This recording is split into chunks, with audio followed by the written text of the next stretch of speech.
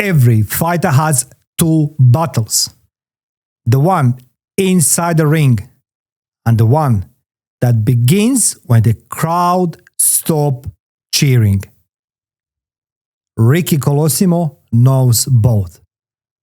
A man who once lived for the fight and then had to learn how to live without it. They called him the Wanderer. But maybe, just a maybe, that name was never about distance. Maybe it was about search for purpose, for peace, for what remains when glory fades. Today, he's not chasing belts. He is building fighters through Wanderer Promotions. Ricky is giving new generations what every true champion needs: discipline, integrity, and the reason to get up after being knocked down. And you know that feeling when you knock down. This isn't a story about boxing. It's a story about identity, about the moment when life takes away what defines you and you either crumble or create something greater. I wanted to sit across from Ricky because I've been there too. When the battlefield changes and the mission must be rewritten.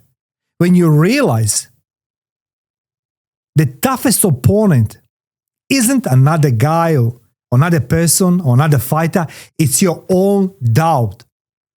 So today we talk about legacy, about loss, and about how one man's fall became the foundation for others to rise. This is Life the Battlefield, and this is Ricky Colosimo, the Wanderer.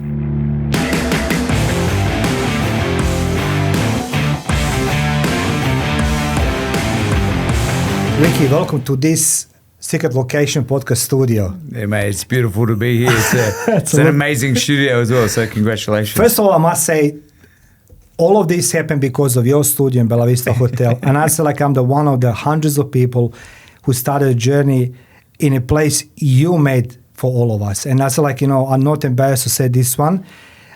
It's a nicely, been equipped, truly nicely equipped, and the setup.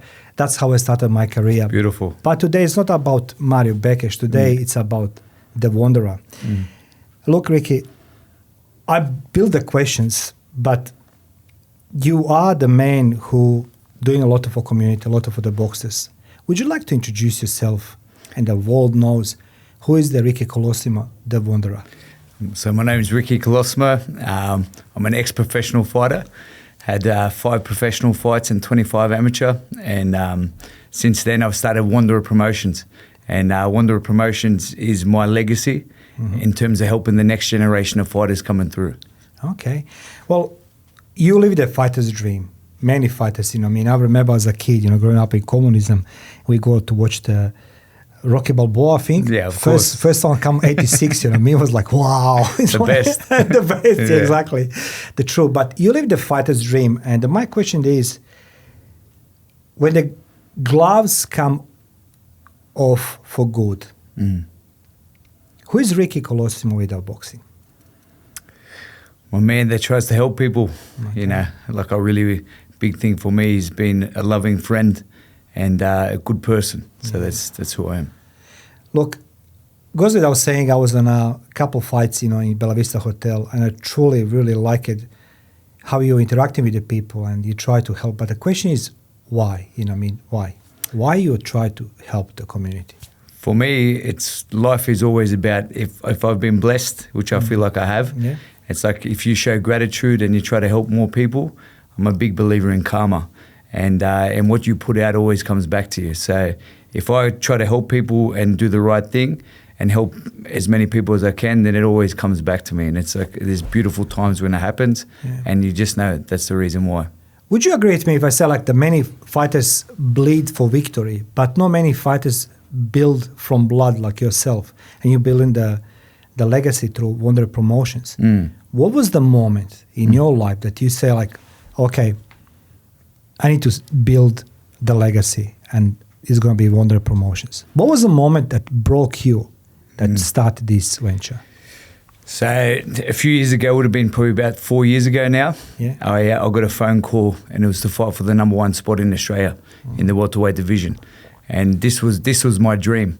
You know, this was something I had worked towards my whole career, and so I was so excited to get this fight happening, and I started the preparation. And during that preparation, I was sparring the likes of Nikita Zoo, Colin Mazudia, who you've had on this podcast, and also Xander Zayas, who's a world champion in the weight division above me. Yeah. And so during that time, I felt pretty sick during the camp, but I was still performing in training. And so 2 weeks out from the fight, I was the co-main at Horden Pavilion, and I was sparring Nikita Zoo. And I sustained a very bad shoulder and arm injury. I had a high-grade tear in my forearm and capsular thickening in my shoulder. And so then that ruled me out of the fight. And I had put in all the hard work, dedication to get to there, and it was all just taken away from me. And then after that, because I was feeling sick, I started to get more and more sick, and I didn't know what was wrong with me. I thought it was when I got brain scans, heart scans, and I was truly worried that, you know, my life was going down because I was sleeping 13 hours a day and couldn't really function. Had to stop work, everything. And so at that time, I thought to myself, fuck, I'm like, it's done. You know, boxing's done for me. Yeah. And so I was very depressed at that time. It was a very challenging moment because I went from training 3 times a day to not being able to do anything. And it was at that time, it was terrible. And so I thought I couldn't even coach, I couldn't train. And I thought to myself, how am I going to still be linked with the sport that I love? And I said, the only way I can do it is through the promotion. So I reached out to a lady named Isa. She was the head of the PCYC boxing in Australia. Yeah. And I said to her, she used to watch me train when I was a little bit younger. Rodney would know because he was there. Yeah. and then so I said to her, would you mentor me and teach me how to do a promotion? Because I want to build a grassroots promotion for these next guys coming through. And it was purely just to help the guys in my gym and help the next generation coming through. So that's how it sort of started. You know, I never been in a ring with the lights you've been, you know, I mean, it was always my dream. You know? And, you know, it doesn't work that way. Life is not. So I started boxing back into 2016 when my son was diagnosed with epilepsy. No, we already had the epilepsy, Mateo. And I said to him, look, I will demonstrate to you that I can fight, you know what I mean, but you need to fight as well. Yeah. So we have a sort of deal, you know what I mean, which worked very well. He's healthy now. He's stronger. He's big and beautiful. Yeah, all these things, but, you know, I still can't win the one fight. But that's okay. The corporate fighter doesn't exist anymore. But those boxing ring lights was a part of your life. But there comes the dark night. And my question is like, can you take us back that moment of darkest moment when you realize that Ricky Colosimo, yourself, will never fight again? I want people grasp that moment. Yeah. That there is Ricky Colosimo where he's been told, you can't fight anymore. Yeah. Do you mind to share this with us? Yeah, it was. I still remember. Please.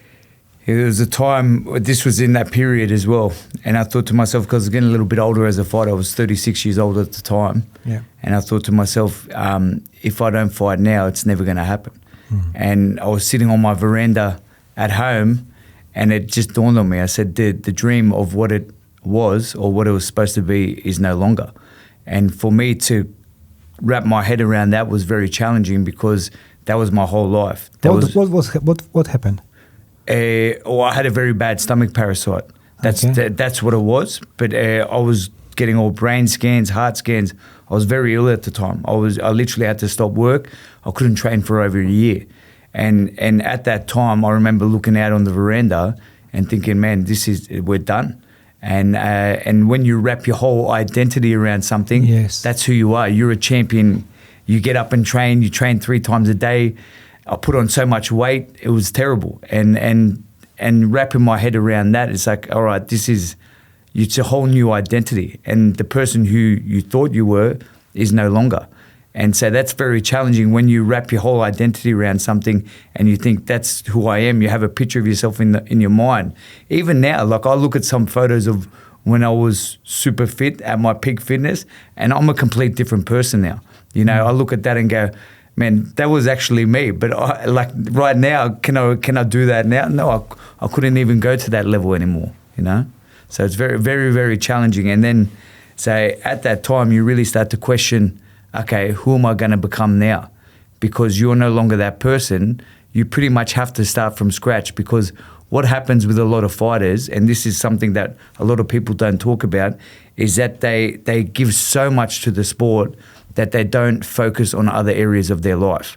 Because to be truly good at something, to be world class, you have to be tunnel vision. And from there, what happens if they don't focus on other skills or other areas, then those get forgotten. So I know even for me, when I was fighting, I left out a lot of things, like in terms of business, in terms of setting myself up, in terms of, you know, social life, in terms of all those sort of things. I didn't focus on those. And that was very, very challenging when I had no more boxing, but then I hadn't focused on this area. And I thought, man, I'm so far behind everyone else now, because if I had developed in these areas, then I would be at that level, but I'm not. And so when you look at other people, then you're thinking, man, I'm far behind the eight ball in all areas. Can I just share something with you? Like, yeah, of course. Has nothing to do with nobody else, except this is my personal opinion. Yeah. Based on my life. Yeah. Not many men can impress me. No question asked. I'll tell you very quickly why. If I need to go in a war, I would choose people who are going to the trenches. Yeah. You'll be one. You know why? Because you speak to your heart, you speak to your emotions. You don't hiding yourself behind that you know, demeanor and that marketing bullshit, you know, alpha male. Yeah, of course. I can felt Yeah. your emotional Yeah. status right now. Yeah, and that's yeah. like, that's what makes you unique. And if I need to choose somebody going to war with next to me, I'm serious, Ricky, you'll be one. I spent 5 years in a war. And I said, like, that was one of the wars, first war. But I saw the many men, but you reminded me from all these unsung heroes. So thank you for that one. Now, you know, let's go talk now about boxers. You know, you just touched that briefly. Let's go back to Little Mario. I want to be Rocky Balboa. So, like, people dedicate their life and time to become sportsmen. Everybody wants to be champion. Boxing, it's very brutal sport, number one. You know, that's a thing nobody understands. When you walk among those ropes, coach doesn't hold your hand. There's no mommy, daddy. It's you, another guy who wants to kill you. You agree with me? 100%. Let's go start with this one. What's the feeling when you walk to that ring? I heard once upon a time Tyson says he will be petrified, he will be, you know, afraid, he will feel his gloves will be pierced against his knuckles. He said, but the moment he comes towards the ring, he said he become the god. But till that moment, he said, I was afraid. I said, Mike Tyson? Tell us, Ricky, what's the experience of you as a boxer? What you're just touching on now is spot on. Yes. And I used to have a quote when I was fighting, and it was, train like you're scared, fight like you're fearless. And what that meant to me was the whole training camp in the lead up, because I always believe fights are won or lost far before they're ever fought. And you know, if you're a fighter, if you tick all the boxes and don't take any shortcuts, then you deserve to win. And so I used to train my absolute ass off in training and just know that I gave my 110%. And then when I walked into the ring, there's nothing more I could have done. And so at the time, always I would get super nervous before a fight. Like I'd do so much visualization and scared, and I would put myself into scenarios where I'd be thinking the guy's beating up on me, I got hit, I got knocked down, how am I going to react? And so I would put myself into those situations in the lead up, in mentally every night I'd do meditation and do that. And then so when I came into the ring, I was prepared for anything. And then come on. Crazy feelings, because in the change room, before you're warming up for a fight, it's the ultimate truth chamber, because you know whether you deserve to win or lose. So the nerves in there, it's no feeling in the world is like it, because you have such a sense of being scared but being exhilarated, fear, nerves. Everyone's there to watch you. You could be publicly humiliated. So many different things go through your mind. But when you do that walk, it's one of the biggest forms of liberation, because when you go to walk towards the ring, it's like you're facing all your fears. And when you step into the ring, it's the most liberating thing, because you're facing up to it and saying, all right, I'm ready, let's go. Question is very simple. Why do most of the guys we see on social media, they love to take videos punch bags, pads? I'll say from my experience, I'm old man, I'm 53 now, but it's like I'm seeing with Rodney, doing the sparrings and everything else, and he says to me, Mario, it's like, this is not like a bullfight, just only fight, Yeah. But the most of guys doesn't want even sparring. What's the difference between guys who punching the punching bags and those who are willing to step into ring? I want your professional opinion. Let's go separate those two categories. Yeah. So if you just break it down simply, a bag doesn't hit back.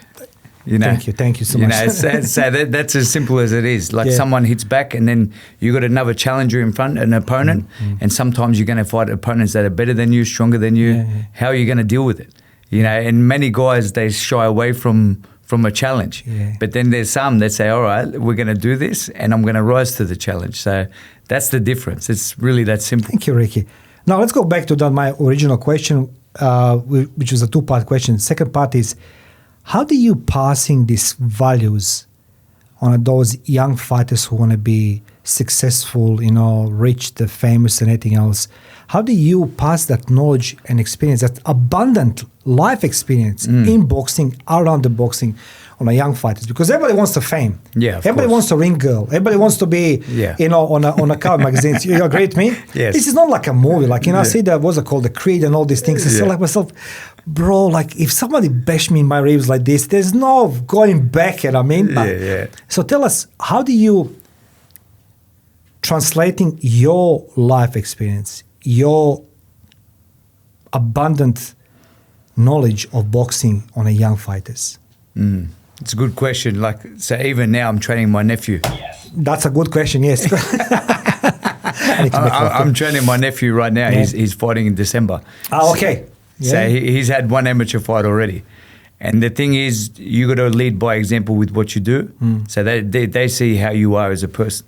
So a big thing, the values that we're trying to exemplify through the promotion, fighters can look at that and go, okay, I want to walk that path as well.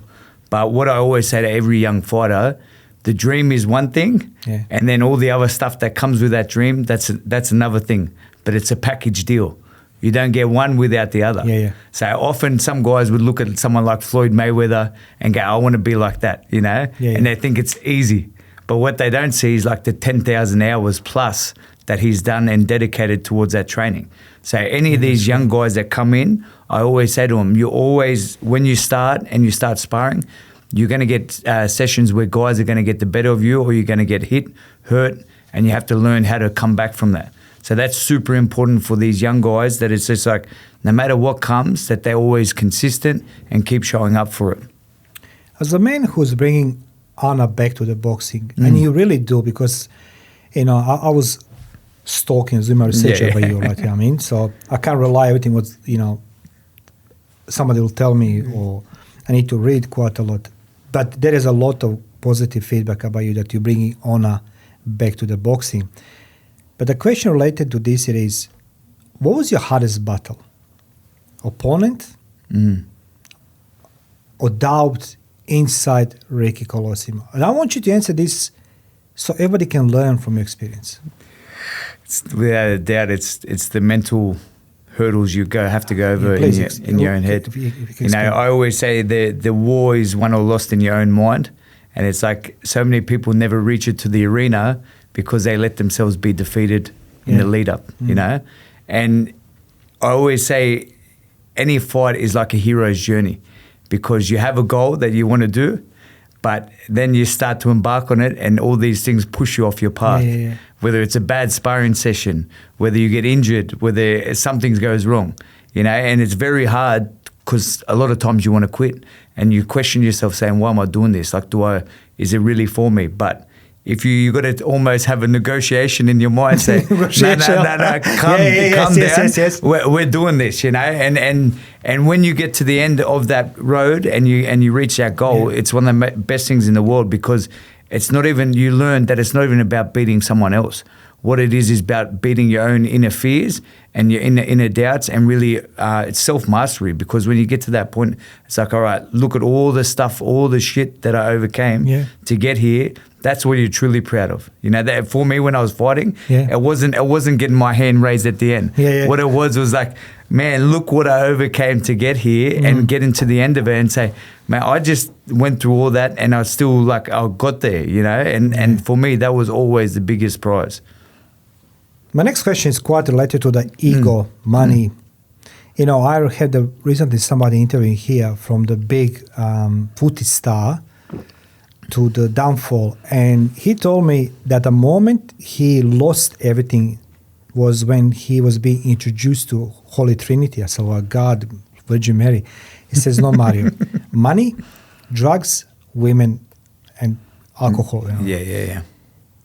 And I said to him, I don't understand. He said, that moment when I be introduced to the women, alcohol, and drugs, he said, and I had the money, he said, my career was go over. But you transition yourself from professional fighter to promoter. And that's a very dangerous spot. Yeah. Ego, politics, money, meeting Mario Bekes as well. Tap that again. So, jokes aside, it's a very dangerous transition. Ego, money, politics, women, everything. Yeah. I want you to tell me, what was your experience in that transition? Who told you don't do it? Who told you can do it? No, you don't need to name the people. Yeah. But what's the, Ricky, your experience? Who are the people who told you, don't you dare to do it? That's not for you. And as I say, it's a very dangerous transition. Yeah. Why didn't you fall under this category, ego, money, drugs, women, all these things? When I first started promoting, everyone said to me... Which was when? It was 2.5 years ago now. Okay, yeah. But I only started with amateur fights. Yeah. And everyone said to me, because I said to my brother, I remember I sat in the office with him, and I was working in the family business at the time. You have 3 brothers, right? No, I'm one of 6 boys. One of 6 boys. Yeah, so I've got 5 brothers. And I'm the youngest. So I just forgot. I was like, oh my God, it's 5 years. So they look at me like I'm the black sheep of the family now, And I said to my oldest brother, who's the boss of our family business, and I said to him, I said, listen, I've got to do this stuff with the boxing. I said, it's my calling. I've got to chase it. Yeah. And I said, I'm going to change the whole sport in Australia. I said, watch. And he just looked at me, he goes, good on you. He goes, oh, like, really? He goes, I hope you do.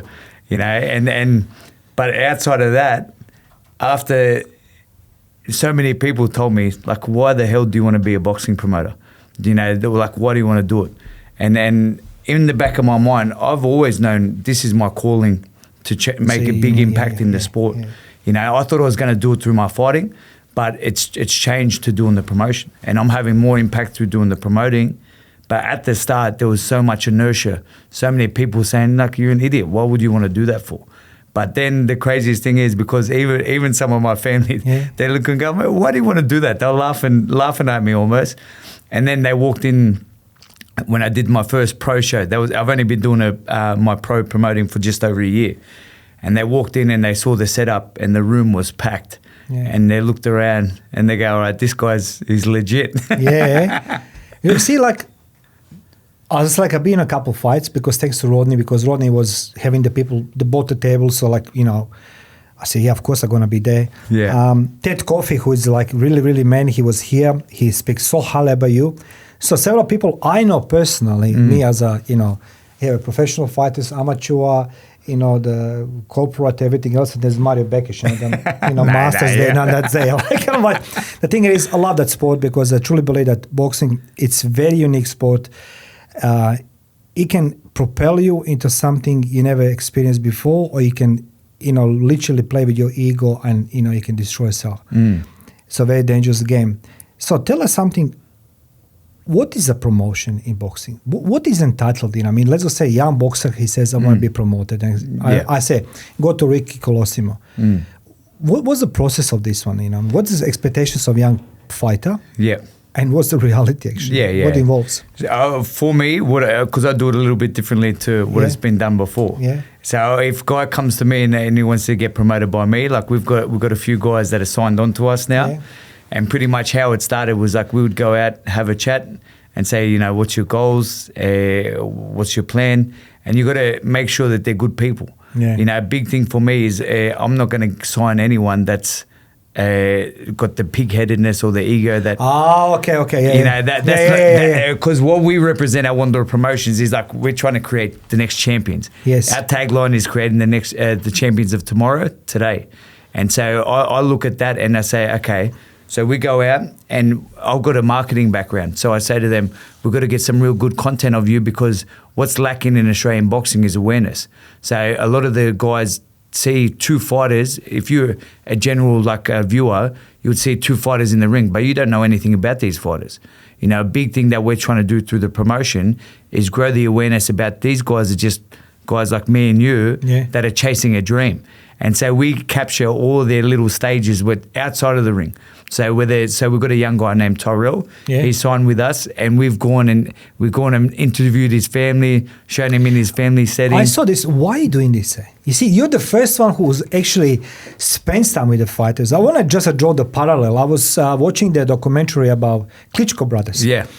And the Klitschko brothers have been invited to US in 90s. I remember I was in military, and they just become the champions, Ukraine become independent, all these things, right? Don King called them in US, and they say, we arrived in his house, they're impressed, everything else. But then Klitschko, one of the Klitschko brothers says, then I saw he's playing piano. He said, he's a promoter who plays such a well piano. But then he said, I noticed piano play itself, actually is that he said that was enough to run away from him as a promoter. Yeah, well. And then Tyson comes, out. He says, Don King destroy him, everything, right? Yeah. And then comes Ricky Colosimo, dream of every fighter. I will say this very loud and clear. What you're doing, I want to see on your website, Wonder Promotions, you promoting the fighter. It's a story about fighter. Yes. It's not just a piece of meat or it's going to make you money or not. Yeah, of course. Why are you doing this, Ricky? Why are you promoting people that way? They're just the fighters. They just come with the picture. It's because I've been there and I've done it. I've walked that path as well. Yeah. And I know how hard it is for these fighters to really get a leg up. I've been lucky because I've had a background of business and with my family been always working. So I always had that background. Yes. But a lot of these fighters, they don't come from backgrounds that are going to set them up for success. Yes. So a big thing, what they need help around them to really achieve their dreams. Yes. And for me, the biggest thing that I can do is really help others now because I've been so grateful for what I've had in my life that I can give it to others through the promotion.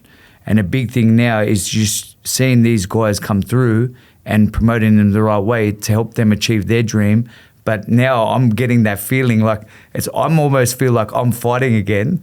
You're very emotional when you talk about it. So even I can see on this slide, I can see that you are very passionate what you're doing. 100% I am. But I look at it and go, this is the same war that I'm fighting, just a different battleground. And if these guys are winning, I'm winning too because it's like I'm playing a hand in their role of winning. And if they can go as far as they can, and I can help them get there, that's so fulfilling for me because that's the real gratitude that I have. That's I read somewhere it's like your mission is not what you do; it's what comes alive in others when you do what you do. And to me, that's your purpose, right? And so you get that if I'm on my mission and I'm doing what I should be doing in the promotion, and then these guys are becoming champions because of it, man, that's the ultimate goal. That's I want to get to the end of my days when I'm older and go, man, I had a proper crack at this. And look how many lives that we help sort of improve. This is something I continuously try to understand the nature of social media, what we're learning on social media. And one thing, what I realized actually, that I'm listening today, the things from people who are not longer anymore on this planet Earth, right? They transition somewhere else. And what they share their knowledge of wisdom actually helped me to grow up. And I truly believe that maybe 40, 50, 60 or 100 years time, your wisdom is going to help many people down the path. And for that, I'm saying to you, thank you, because like that separates man for, who does things and is not afraid to share the knowledge. Because from my perspective, let's go say from podcaster, if I walk now in the Bella Vista Hotel and there's your fight night, Friday, I like to be like a Colosimo, the girls, the money, the drinks, the champagne. Look at me. Yeah. But we see the end of the product. Yeah. We don't see the true knowledge, true experience, what you're pouring into this. Now, when the young fighter doesn't succeed and comes to you disappointed, how you deal with these things? How you deal with disappointments around you? Yeah. You'll be disappointed in your life, but the fighters can be very, very disappointed. How are you dealing with this one when somebody can't reach their dreams? Wins and losses are a part of the journey. Okay. So a big thing is like everyone loses. Yes. Like whether you know it or not, if you haven't lost yet, you're going to lose at some stage in your life. That's just the way it is. And it's how you react off those losses. So I always say to any of the fighters, if you lose, but you take that and you take the lessons from it, how you evolve as a fighter, and if you come back, that's the real sign of a champion. So even times when I've had my biggest wins have often come after my biggest losses. And it's like, because even times when I've been down, I would use that for fuel for the fire to get to the next level and go, all right, this is where we messed up before, how we're going to tweak it, how we're going to make it better, how we're going to get to our goal. So like even my last show, I wish you were there. Yeah. You've been to one of my shows, but Yes. my last show was a huge step up compared to anything I've done before. Yeah. Everyone that walked into that room was like, wow, this was amazing. But the show before that was probably my worst. And it was like, I felt like that was a personal loss for me, because I thought we're in an evolution stage in building, but then it wasn't as successful as it was. And I felt like I took a loss, That's like almost like a fight. But then from there, I said to the team, okay, well, this is where we stuffed up this time. Like, what are we going to do to make it better, or how are we going to right those wrongs? And we made sure that we covered all the bases. Like all those areas that we stuffed up before, now we were 10 steps ahead by saying, okay, definitely not going to let that happen again. Let's do the work. Let's make sure we improve and do it. And so to see that, it was an amazing feeling for my little team, because when we were all in that room, like the energy, we just give each other a look through the night and go, all right, like we're doing this. This is awesome, Amazing. Look, if my part was from younger and part, and I met you some on social media, I will say, I want to talk to this man, because you said something important. I said, I'm not embarrassed to say this. Last year I had the fight and I lost. I was so angry, man. Yeah. I was so angry. And you know Rodney. And I come to the training. I couldn't train anymore. Like I said, I can't blame the coach. It's me. Yeah. Because I was far too cocky. I think I know everything. Of course, guy was so, I'm repeating. And Rodney says, don't repeat some shit. He's going to pick it up. Of course, I did it. He knocked me down. And then he called me. He says to me, I want to show you the video. And he showed me something what you told me right now in a different way. He says to me, see this fighter interview, he won. He has nothing to say. So lady, she asking, how you feel about fight? And the guy who lost the fight, he says like, I lost the fight. This is being humiliated. I need to go back to drawing board. And then he says to me, see, this guy who lost, he learned the lesson. Of course. And he go win over this guy, not once but twice. Yeah. So Ricky, thank you for sharing this, because like promoting is not easy business. That's hard. It's not. You're dealing with the humans. How you managed to deal with so many different personalities? Male and females. Like the hospitality side of the, of the people who serve the drinks, the food, the judges, the commentators, the media. How do you manage all this? Are you wake up in the morning or that day, it's like, oh my God.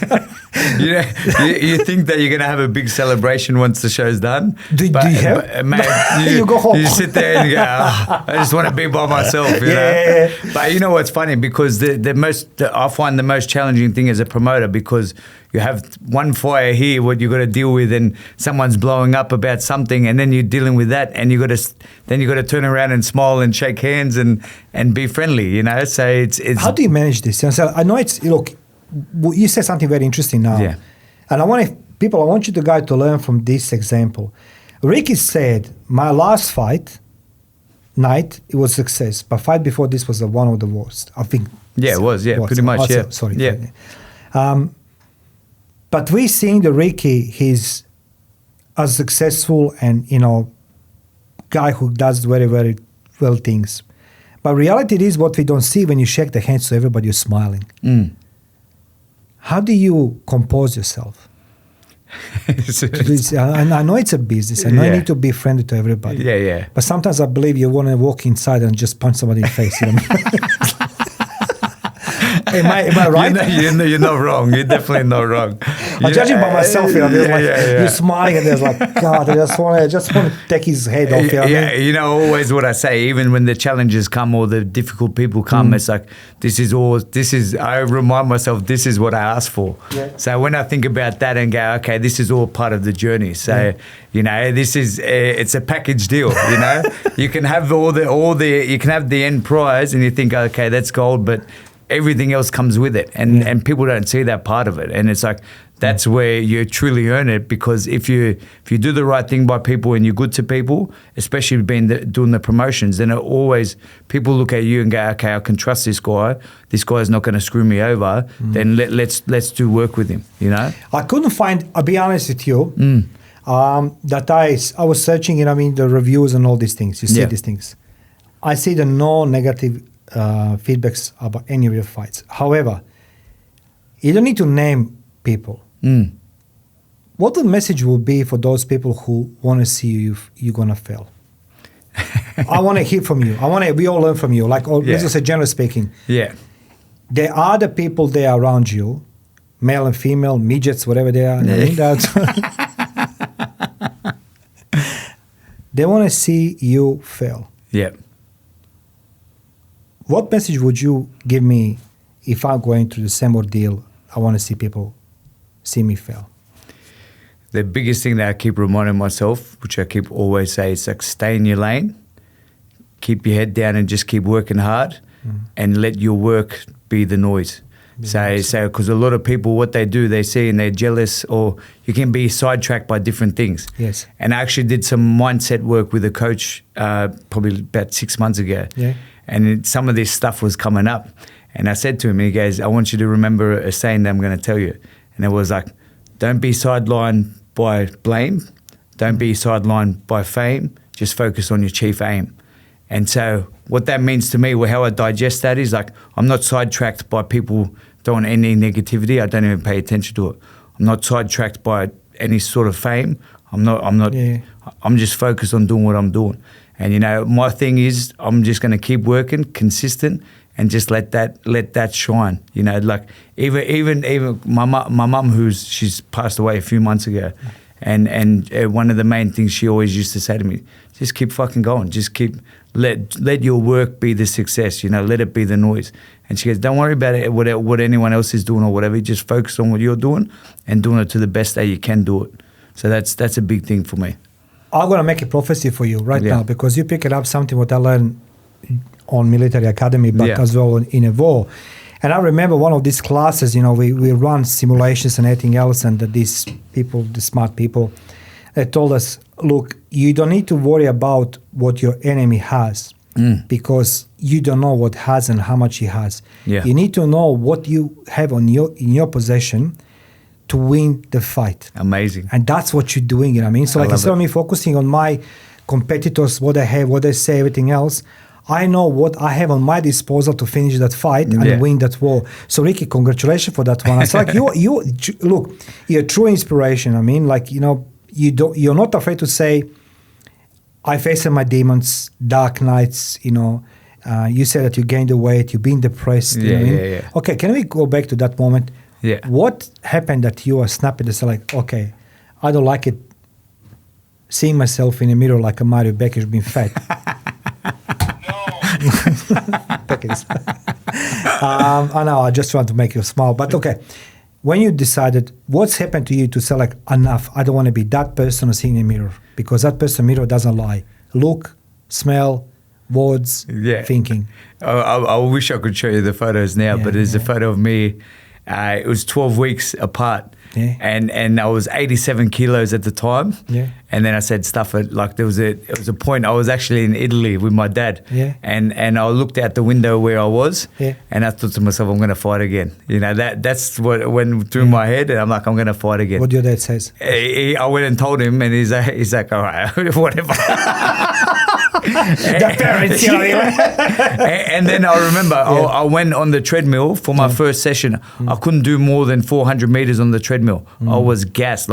And I remember I got off the treadmill and sat down, and I said, you know, how the hell am I going to do this? And I'm like, you understand. I remember making a deal with myself in my head, saying this is going to be such a long road to get back to that shape. I said, this is I'm going to do it.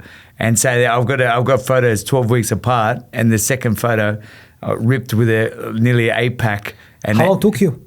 12 weeks. 12 weeks. 3 months, and pure 100% dieting, focus 2-3 times a day training. You should have the cooking show. Yeah, I'm telling you. For the people like me, like. I'm telling you, if I showed you the day, I wish now that I took a day-by-day transformation, because my body just was changing, evolving. Yeah. And I had my best fight after that, and it was just like, man, like how in shape I was, and I was thinking, man, this was only 3 or 4 months ago that I was out on my feet almost, you know. And I truly believe that anyone can do anything that they want to do if they put their mind to it.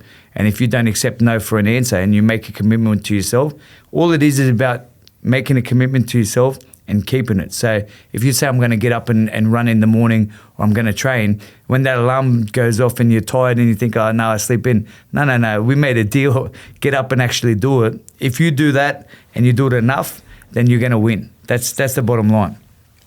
I can't express enough admiration for you. And I say I'm the military man. And, you know, you just mentioned a few things. Nobody can, I can't even express myself. I can't even articulate my thoughts. But you said, if you committed yourself to the goal, to the idea, you know, you're going to succeed. Yeah. And I said, that's what I think that people actually fail, you know, that commitment. They don't want to see, they want to start, you know, I mean, New Resolution, for example. Yeah. I was the one. Yeah. Man, I was the one, you know, like, you know, I used to be smoking 2 packets of cigarettes per day. I was drinking and fat and everything else. And then one day my son says to me, before we go in Croatia, because I want to show him my home, he says to me, Dad, you're not happy anymore. I was like, no, I'm okay. He said, no, you're not happy. Yeah. That smoking killing you, like, you know, drinking. Yeah, dulling your shine. And I just instantly stopped it. I didn't wait New Resolution. Do you believe that that's the reason why the people fail? They don't commit themselves. That's all it is. It's just making a choice and sticking to it. And always, like, there's the end goal, there's the big goal, but there's many little battles you have to win to get to that goal. And it's like, you don't even have to think about, because if you think about that big goal and think, you say, it's too much hard work, I can't do it. But if you just commit to a little commitment a day and just make sure you honor that commitment and say you get up and run, then you actually get up and run, that gets momentum, and you build enough of those on top of each other. That's what gets you to that end goal. It's not the big thing. It's little victories. I think that you give it actually a winning formula why Wanderers promotion. And I say this from my perspective. Yeah. You just say commitment. You are committed to the boxers. You are committed to pass your legacy. The purpose. That's the winning formula of Wanderer promotions. Yeah. I mean, like, young fighters should come to you and everybody else and to Wanderer promotions because you are committed to give the best. So, like, tell me something. You once said boxing give you purpose. What gives you purpose now? There's no ring bell. There's no boxing lights. Oh, absolutely. The thing that gives me the biggest purpose is there's 2 things. Yeah. So I've got a little boy. Okay. And I'm building something that I know he's going to look back on this when he's older and see some of our story and go, man, my dad was a go-getter. My dad went after it, and we're building that out. And I'm like, man, if he can see this, because a big thing for me always, if I'm going to tell someone else to chase their dreams, if I don't do it myself, what sort of role model am I? Like say, I want to talk from experience rather than regret, right? So it's like, if I'm going to say to him one day, go be the man you want to be, don't worry about what anyone else says, just chase it.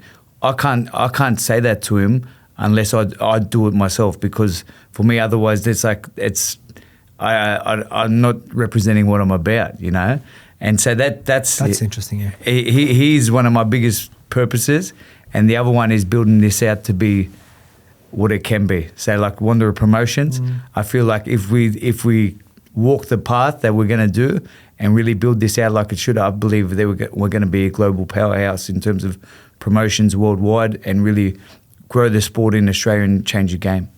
You see, I'm not into this coaching business, most of the coaches actually, I don't understand what they're doing and data NLP or whatever they're doing. But the thing is, you just demonstrated something right now, which is what I learned in military. That is, you learn theory, then the drill instructor shows you practically how to do it, and then he supervises you to do it. That's what you did right now, Ricky. Most of people have no idea. They just talk. They are orators. They just talk.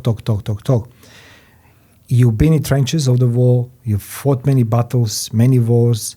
You fall, you rise, and you are again, truly the beacon. I'm saying the beacon. I think that Wanderer Promotions are the beacon of the boxing, not just in Australia, but worldwide. And for that, I'm very grateful, because I say there's going to be a lot of young fighters who's going to listen to this. There's going to be a lot of those who doesn't love you and me, whatever they are. They're going to say, I can do better, but they do nothing. They're sitting home, holding wife undies, I go, I could do better than Ricky, Yeah. When people hear the Wanderer, what do you hope people will feel when they hear the word, the Wanderer Promotions? Is that a glory, fame, money, girls, what? Integrity. Big one. Interesting. Why integrity? Integrity, because it's what I want to see through Wanderer is that we become the source of truth in boxing. Okay. So when I say that, it's like what we represent, what we stand for. We act with integrity, and then it's also something that people want to be attracted to. When they see Wanderer, it's like, man, I want to be a part of that, because it's like, this is the one, they're doing it the way it should be done. They're doing it a way that it's never been done before. Like, they're revolutionizing things. They're ahead of the game. They're changing the sport. A big thing for me is always think outside the box, and the way things have been done before are the way they've been done. We don't have to do things the way they've always been done. Yeah. And it's like we mix the old school with the new school, and it's a big thing that it's like, okay, this guy's adding a different flavor to boxing, but it's like it still represents what boxing actually stands for, and really that honor of like the best fighting the best. So when people come to one of our shows, it's like they know they're going to get an amazing show. And that when I say integrity, it's like everything's fair. So the fighters get a fair shot. The fans get what they paid for in terms of the money, like in terms of going and getting quality fights. Yeah. The matchups are good. So that's integrity. The way people win belts, because we're going to start our new belt, and what that is, we want people to see. I saw one of your images. I used it yesterday. It looks beautiful, actually, belt. Yeah. Oh man, it looks now wait till you see this next one, next level up. And it's like, for me, if people look at that belt and say, well, that's the belt we want to win, because it's got that feel about it, it's integrity. Let's go make this happen. Because seriously, I always try to promote this now, this stage of my life, particularly last 3 years, that health is most valuable commodity in life. Without health, you can do nothing. I saw you still train. Why? Why don't you stop training? I mean, like, you're a successful man, you have the family, kid, money, whatever you want to call this. Yeah. Why train? Mate, training is the thing that made me in the first place. Okay. Like I remember I said to someone the other day, I said, what's happening now, this was earned 15 years ago in the gym by myself when I was training. Yeah. And there was no applause. Yes. There was so much sacrifice. I didn't go out to social occasions and stuff like that like normal people. And I look at that and I looked how hard I trained then, and it's like, that set this into motion now. And I look at that and I go, okay, that's your North Star. So everything that anytime I've been in a bad way in life or negative, if I go back to training, then it's always, that's my North Star. It's like, that sets me on the right path. So that's why I still train now. I like to use this expression for my description. Yeah. Wonder Promotions is a Northern Star for the boxers and boxing industry. Can I say this? I will say this is your saying. I mean, like, but I'm gonna quote you. I love it. But, okay, before we end up, I have one cheeky question, right? Okay. Paul Logan and you in the ring. I knew it. Did somebody ask you this? No. Okay. I'll ask you this question. Okay. Paul Logan in your ring. What would that look like? Mate, I'd do that fight 100%. Yeah, 100%. No, you know what? A big thing for me is when I say integrity. It's like I want to put on legitimate fights. I want real fights, you know. So, like in terms of that, it's like, does that represent boxing like it should be represented? Does Paul Logan represent boxing? I ask you, as a Mario Bekes, what do you think of professional? There's positives and negatives of both of that, because he brings so many eyes to the sport, and it's good because it brings a whole new demographic that wouldn't even watch boxing previously. But on the other side of it is like, the fights are not really legitimate fights. So then it makes a bit of a farce of the sport, you know. So I like the transitioning to changing to fight real fighters. I think that's a good thing. But he's doing amazing things through MVP, the most valuable promotions, and putting those fights on for the next fighters. Don't worry, so you're going to wipe him out after this interview. Him and everybody else. But you look at what he's done. He put on an all-female fight night, which was the biggest in history. It's never been done before. So he's using his power to be a disruptor in the industry, but really grow the sport as well. So he's actually very intelligent with what he's doing. And it's like, okay, do I agree 100% with the fights that he's taking? I don't know. I must say something. I prepare myself for the next year fight, one more fight. Oh, beautiful. Good on you. Pan Pacific, right? Yeah. On Wonder Promotions or what? Yeah, of course. Would you sign 53 the document now? 53 years old man. And, you know, like I walk in my gym, a old gym in Rouse Hill, and people said to me, King, what? I said, like, well, you know, pick up the category. Boxing is like, real. It's like, I am calling myself king, you know what I mean? But Ronnie says to us, like, that's a good, you know, it's good eyes on you. But the thing is, you are created so much, and I like to know what people can expect from Wonder Promotions in the future. What is your aim now? You know what I mean, after this interview, what is your aim? Is like fights coming, new promotions, maybe all female fighters? Yeah. What's coming? We have so many amazing things in the pipeline, and we've spoken about it with our little team. Yeah. And my goal is to become. Okay, can I ask you, when you say little team, how many people? There's 6. There's 6 in our core team. Okay. And then we've got all the periphery for the venues and stuff like that. So if you look at that, there's like 30 there, but like it's 6. That's nice. Yeah, 6 in our core team, and so we're all very tight, and everyone's on the same mission, you know. And I said in the next few years, like our goal is to really step up and become a global promotion, and to become the biggest in the Southern Hemisphere.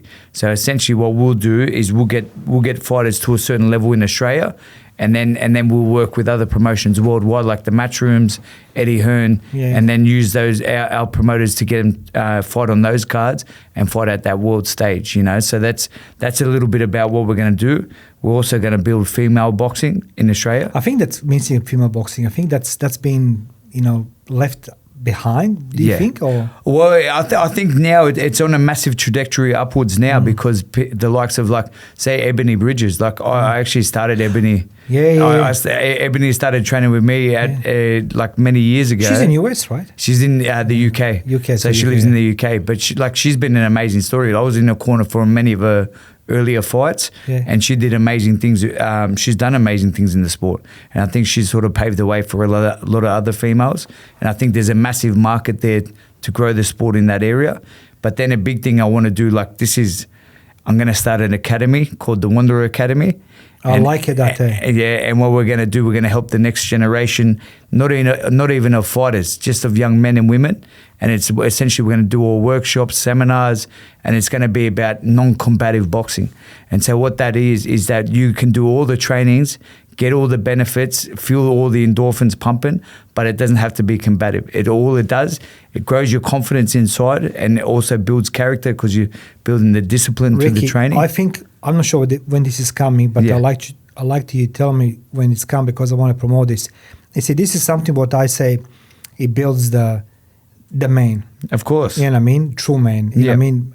That masculinity comes out because you train amongst other guys and boys, whatever, and even girls. And, you know, you don't need to fight somebody, you know, to the death, you know, to prove yourself, but learns a lot about discipline and self-worth. Because reason why I ask you for the Paul Logan Tyson, I really love Tyson. I think but after that fight with Paul Logan, something like, I was just like, Yeah. what was that, man? You know, Of course. Literally, like, I knew it was the money and all these things.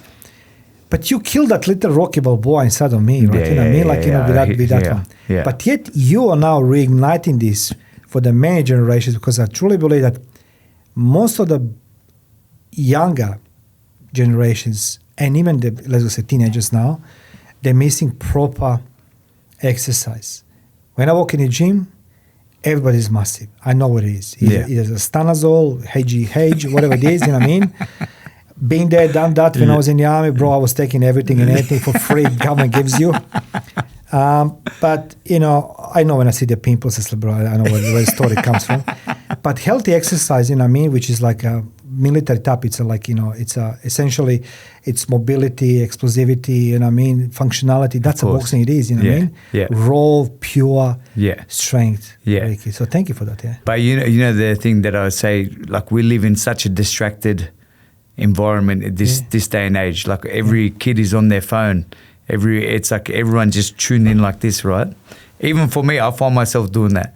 But when you box and you have to be 100% in the moment, because if you're not in the moment, then you're probably going to get hit or you're going to miss punches or whatever it is. But, you know, this is the one thing that brings you, and this teaches all the discipline, everything that people need, because this day and age, the distractedness is no good for anyone. Can I ask you something? Have you been in Phuket, Thailand?